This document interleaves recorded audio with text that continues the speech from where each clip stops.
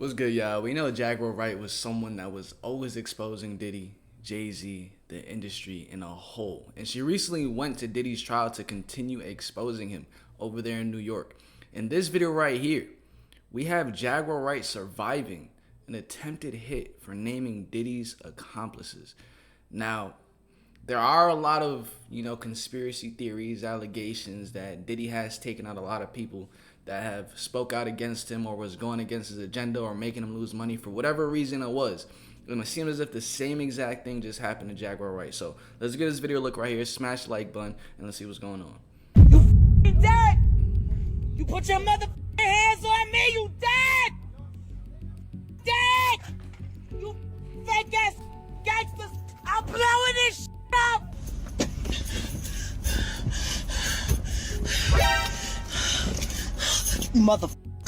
You motherfuckers. He assaulted me. Yup, and they put me in a hospital on an APAL. When I was assaulted at that barbershop over there, they call Legends, over at Allure, he threatened to kill me, so I need to file a police report. That Courtney Burgess was planted with this information on purpose to basically get the feds to turn their eye off of other people that are allegedly going to go down with Diddy. And the person that she called out was Jay-Z and the Carters. And then Courtney Burgess started acting really strange and multiple different times threw up these triangles while she was saying stuff like this. You're all my witnesses. I'm lucid. I'm sane. You guys, Jaguar Wright just survived an actual assassination attempt. Not just harassment, not just intimidation, a planned attack. And the timing couldn't be more suspicious. Because just days before this incident, Jaguar was naming Diddy's accomplices in his RICO empire. Jay-Z, Desiree Perez, Clive Davis, Courtney Burgess, Alex Spiro, and other specific people Jag claims helped cover up serious crimes for years. And I sent you a very real message, man. I said they're trying to unalive me again. Can you help? You never responded. You went just as ghost as Jussie Smollett did a week ago. But I'm starting to research you, Miss Kid. And so help me God, if I find you've had any legal dealings with Alex Spiro, you and I are going to have a And as you guys probably know, Jaguar has been exposing industry corruption for a minute. But this is different. The moment she started connecting Diddy's case to actual networks of enablers, people started showing up where they weren't supposed to. Her hotel was broken into, her car was tampered with, and even her husband was paid to set her up. Okay. Damn. Hold up. But it gets messier, because according to Jaguar, this isn't even about Diddy anymore. She's naming bigger fish and powerful people with deep ties to multiple artists, not just Diddy. And before we talk about who those names are, there's something you need to know. Jaguar didn't drop these claims quietly. She went live, looked straight into the camera, and said, if anything happens to me, you know who did it. So now the question is, did someone just try to make that happen? Was this just a scare tactic, or did Jaguar interrupt something a lot darker? And more importantly, who are these people still covering for Diddy today? So I can have my lawyer serve the paperwork for my Why am I waiting? I was in the hospital for 9 days. They put me in on an APAL. I have bruises. My thumb and my pinky was done from where they stood on my back with the handcuff. So let's talk about what actually went down. Jaguar Wright just survived an orchestrated hit attempt, and she says it's all tied to the people who protected Diddy's criminal empire for years. Oh, my dear son. Oh, my son. Oh, my son. They're all dead. No, they're all dead. According to Jaguar, she noticed a black SUV circling her hotel in Dallas more than once that day. Then hours later, when she was getting back to her hotel, she caught someone crouching near her car and messing with the tires. So it was dark back then. I had my key out. And I had my knuckles in my back pocket, my brass knuckles. And sure enough, he came out the dark as I was about to put my key in the door and go upstairs. According to Jaguar, this man was trying to rig her car and make it look like an accident. However, she caught it just in time, and she even confronted him, and then they got into a physical altercation. I'm the f***ing boogeyman. I ran up on that, just started punching the shit out of him. Whooped his took his knife. I was like, you see this? Get him your knife. I was losing it. I swear to God, if I see you out these streets, I'm gonna kill you. Now, luckily, Jaguar knows how to defend herself, but she was still shaken after this incident because she knew they weren't just trying to scare her. They were trying to kill her. The thing is I'm prepared for what I'm prepared for. You know what I mean? I've had everything bad that pretty much a human being can go through happen to me. So after this incident, Jaguar went on live with Tokyo Tony, and she actually showed off different weapons she keeps on her at all times. This woman's walking around like she's in a war zone, and honestly, it tracks. I gotta go spend some time with my godson before they try to kill me again. Oh my God, stop saying that. Don't put that in the universe. They've been trying to kill me. And get this, when Tokyo asked Jag to name the people who've been trying to kill her, Jag didn't mince words. She said there are two Seans, Carter and Combs. They tried to do it in Chicago. Okay, the whole thing. You know who the I'm talking about. Oh my God, I'm talking about the Seans. I'm talking about Sean Carter. Oh my God, Sean Combs. Jaguar then talked about how someone tried to blow up her car. And get this, she even name-dropped Beyonce, hinting that she was also involved in this attempted hit. Somebody tried to blow up my car. I hope Beyonce falls and breaks her neck. Now look, you all already know Jaguar's been calling out Diddy and Jay-Z for years. That part isn't news. She's been accusing him of everything from scamming artists to eliminating multiple people. Clarence Avon,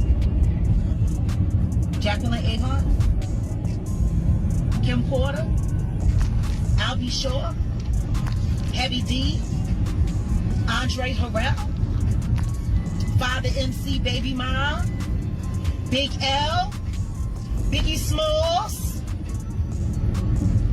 Christopher Wallace, Pimp C, Aaliyah, Sweetheart. Now, those are all people that she is saying that both Jay-Z and Diddy took out. There are so many names. And we all know the industry quickly labeled Jaguar as crazy and brushed her off when she first started warning people about Diddy. The first time you heard me say that Sean Combs was a sex trafficker and you said I was a liar because I was jealous, because I wasn't his girlfriend, because I wasn't successful in the music industry, because I didn't have a hit record, because I didn't live in a mansion, because I didn't have diamonds. You said all of these things about me because I told the truth. That's You real. disgraced my name, my legacy, my family. You stalked, you hunted me. You harassed my friends. But this is different because lately she hasn't just been coming for the faces of the machine. She's been digging deeper and pulling receipts on an entire infrastructure, a whole system of men and women who kept Diddy and Jay-Z's empires untouchable for decades. So before the attempted hit, Jaguar exposed powerful businessmen who founded the Freak-Off pipeline, which Jaguar claims was a cover for something even darker. According to Jaguar, Diddy's parties weren't just for his sick enjoyment, but other men were there bidding for the victims. They auditioned to be models for music videos. Oh, casting couch. When they got to Miami, they had to show and turn over their ID, and they collected their passports. And then the next thing you know, they were in a storage container getting by a bunch of weird strangers on camera who were bidding for all of the terrible things that were happening to them live online. But Jaguar also went after the middlemen, like Damn it, what do y'all think? Like, you know, those are like wild claims to make. Do you think they're true? industry fixers with ties to the feds. Because there has been a lot of stuff that Jaguar Wright has been saying that people were like that's not true, you're crazy, but a lot of it has come to be true. Profile lawyers who cleaned up scenes and wrote NDAs, and fake witnesses who coached victims on what to say. Jaguar was connecting dots no one else was willing to touch and pointing at the people working behind the scenes. And out of all the people she's exposed, 3 names kept coming up in Jaguar's videos before that attempted hit. Ron Burkle, a billionaire investor with ties to private equity, politics, and the Epstein list, Desiree Perez, Roc Nation CEO with a criminal background, and Courtney Burgess, an industry fixer that Jaguar claims was planted by Roc Nation to distract everyone from Jay's ties to Diddy's case. And what's wild is that no one's naming these people but Jaguar. So let's break them down, one by one, starting with the billionaire whose name was found in both Epstein's and Diddy's Black Book, Ron Burkle. So according to this investigative report by Unlimited Hangout titled One Label Under Blackmail, the Early Intersections of Diddy and the Epstein Network, Ron Burkle is the godfather of all of Diddy's children. But he was also a frequent flyer on Jeffrey Epstein's infamous private jet. Now, most people know about Diddy's connection to Clive Davis and how Clive helped Diddy build Bad Boy Entertainment, but barely anyone brings up Ron Burkle. And according to Jaguar Wright, that's by design. See, Burkle wasn't just some random investor. He's one of Diddy's oldest and most loyal financial backers. Back in 2003, Burkle invested $100 million into Diddy's Sean John clothing line. And back then, the media was literally referring to Burkle as Diddy's sugar daddy. But here's the real question. Why would Ron Burkle throw $100 million into Diddy's clothing company that wasn't even turning real profit at the time? Well, according to Jaguar, it's because Burkle wasn't investing in clothes. He was investing in Diddy's blackmail operation. And Jaguar claims Diddy was doing the same things as Epstein, providing victims to his clients and collecting leverage on behalf of people way more powerful than him. I know how they ended up on Epstein Island. Yeah, because like, I'm thinking about $100 million and investing into someone else's brand. Like, how do you even get that type of money? Like, you have to be connected. You have to be connected. Now, if he's indulging in some weird dark web stuff and investing in trafficking, that's wild, but it makes sense because you'd be surprised how much money is being made off of trafficking today as we speak. They auditioned to be models for music videos. Oh, casting couch. When they got to Miami, they had to show and turn over their ID, and they collected their passports. And then the next thing you know, they were in a storage container getting by a bunch of weird strangers on camera who were bidding for all of the terrible things that were happening to them live online. After they made it through that, that's when they were sent to Rick Ross's music videos as groupies and extras to make sure that they could walk around in society without looking like victims. Now, when it comes to Ron Burkle, there's been a ton of controversy attached to his name over the years. For instance, back in 2020, his son Andrew Burkle was found dead in his Beverly Hills home, and the family refused to say what happened. And get this, Andrew was close to Diddy's sons. In fact, Quincy Brown shared a tribute to Andrew on IG and revealed he was meant to have lunch with him the following day. But no one was talking about all this before Jaguar brought it up. And that's when Ron Burkle's team went on a digital cleanup spree, scrubbing any trace of his ties to Diddy and Epstein from the internet, removing articles, and deleting social mentions. Now, as for Ron's current whereabouts, he keeps a low profile, but public records still show he's active as co-founder of Ukaipa, sits on boards like Yahoo and Occidental, and co-owns the Pittsburgh Penguins. But all mentions of him in Epstein's Black Book or Diddy's freak-off operations is getting deleted. Only Jaguar and a couple of other independent journalists talked about this. And just weeks later, someone tried to blow up Jag's car. But there's another name that should be a scandal every time it's mentioned, but somehow never is. Desiree Perez, Jay-Z's right hand at Roc Nation and gatekeeper of the industry. And what literally never gets talked about in mainstream media is that Desiree was a federal informant, and Jay-Z knew that when he made her the president of Roc Nation. And according to Jay-Z's former friend, DeHaven, Desiree is the main reason why Jay-Z never gets into any trouble with the law. And I can guarantee you the conversation with Emery, even when Emery came home and seen, you know what I'm saying? Then it just don't add up at some point. And then how's everybody going to jail but you? And then when DeHaven was asked if Jay-Z would be the next to go down after Diddy, he said this will never happen because Jay and the people who brought Diddy down are all part of the same group. Jaguar kind of alluded to Jay-Z may be next. What is your thoughts when you hear the world, like, they done took down Puff, they done took down all these other powerful black people. Jay-Z's like the lone standing powerful black man. If you do the track wrestling on them, Jay is them people. If you do the history of most of the people that got in trouble in the industry, big trouble, who they went to for help? When Lil Wayne was in trouble, who did he go to? When Meek Mills was in trouble, who he go to? Meek Mills said it himself. Desiree helped me. You understand? So how could he be up next? You know what I'm saying? He is them people. They go to him when they got problems. I think he is them. He has a relationship with them. You talking about a woman that had a relationship with the feds for 20-something years. right? When you working for them, you got an agent, your agent that's in charge of you.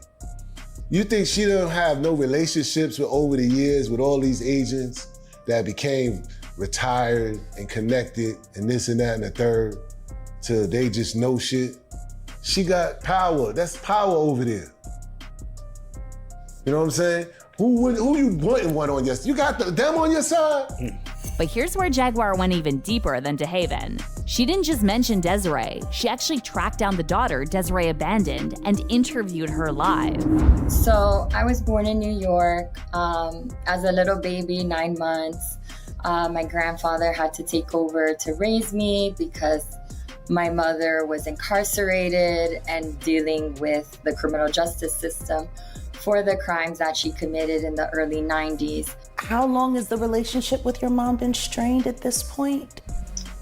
I haven't seen my mom since December 25th, 2023. That's the last time that I saw her physically. The last time I spoke to her was December 30th, 2023. When she said that I was dead to her. And this live stream happened just days before someone tried to silence Jaguar permanently. Think about it. She put one of the most powerful women in hip-hop on blast through her own bloodline. And then days later, someone tried... Bro, if Desiree's an FBI informant, you gotta think about it. That's an FBI informant working for Jay-Z. And she's probably making a lot of money just from Roc Nation itself. So she's gonna want to protect that through all of her connections. To end Jaguar's life? You don't need a conspiracy board to see the connection. So ask yourself, if Jaguar's crazy, why does she keep naming the right people? And here's another person she exposed. Courtney Burgess, the industry fixer that Jaguar claims was paid by Roc Nation to be a fake witness in Diddy's case. Courtney claims he had a copy of Kim Porter's real memoir. However, Jaguar exposed him for having personal ties to Diddy. Get this, Courtney is the godson of Frank Lucas, the Harlem kingpin that Diddy's late father, Melvin Combs, worked for. And Courtney himself admitted this in an interview with TMZ after Jaguar exposed it. However, he still claimed he didn't know Diddy personally. Yeah? How do you know Sean Combs? Generation. You know, Frank Lucas was my godfather and his father. And then we both was in the music business for 30 years together. So you personally know him, Not who? No, who personally? Sean Combs. Not personally. But you know of him, he knows of you. Yeah. I used to be in Tupac, Hussein Fatal. He stopped a lot of my music. A lot of other people who didn't care about him. You understand? That's not around today. Now here's where it gets weird. Courtney agreed to appear on a live stream with Jaguar after she called him out for lying, but then something really strange happened. Several times during this interview, Courtney flashed Jay-Z's Roc Nation hand symbol. Watch closely. Need to slow down. Stop running your mouth so much. I don't need to do anything but what I'm doing. And now we've finally gotten to this point where you're warning me. Who are you warning me for, sir? You got a boss. Tell him I still got nuts right here. Your warnings, all of your warnings, let it go. Stop talking about people. Go back and tell your boss that I said. Completely referring to someone else that was... What you do? Jag. Do what you do. Oh, I will. To the fullest. Do what you do.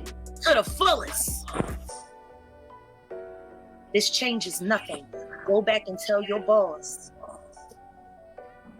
If Courtney's got a puppeteer, I'm not gonna lie, him telling Jaguar Wright to chill out and stop speaking so much, really, he exposed himself. And then, yeah, it's true, like that with the hand gesture, that Jay-Z, Beyonce, Blue Ivy, Rihanna, they all be making, the triangle hand gesture, is really looking like a plant. Like he was planted in the industry to give a certain script and narrative around the situation. And Jaguar is exposing it. I'm telling you, there's no way in the world he got the first-hand anything. It was passed down, compiled by someone else. And like he's saying, he doesn't ever... I'm not being funny, and I will just be honest. I did notice that myself. Of all the ways you could have positioned your hands, Courtney, that was the only way that you could have positioned them in a way that would have caused anything. And I'm going to be honest with you. I noticed that too. And as this fan on TikTok pointed out, what was also suspicious is the way Courtney Burgess was doing the most to defend Jay-Z and Beyonce and claiming there's no way the Carters are in any way involved in Diddy's wrongdoings. And Jaguar Wright held nothing back, and she was calling out Courtney Burgess on doing this. She said, "You are nobody," and she even believed that Courtney Burgess was planted with this information on purpose to basically get the feds to turn their eye off of other people that are allegedly going to go down with Diddy. And the person that she called out was Jay-Z and the Carters. And then Courtney Burgess started acting really strange and multiple different times threw up these triangles while she was saying stuff like this. He did it about 5 different times throughout this live, to the point where somebody actually noticed, why does Courtney keep throwing up this triangle? And everyone thought this was super weird that Courtney Burgess kept throwing up this triangle sign at Jaguar Wright after she kept saying that you were planted with this information. Nah, it's facts though. I didn't realize Jaguar Wright, she's still out here, you know, making content and still speaking out, because there was like a couple different lives that I've never seen before, especially the one with Courtney right here. So it's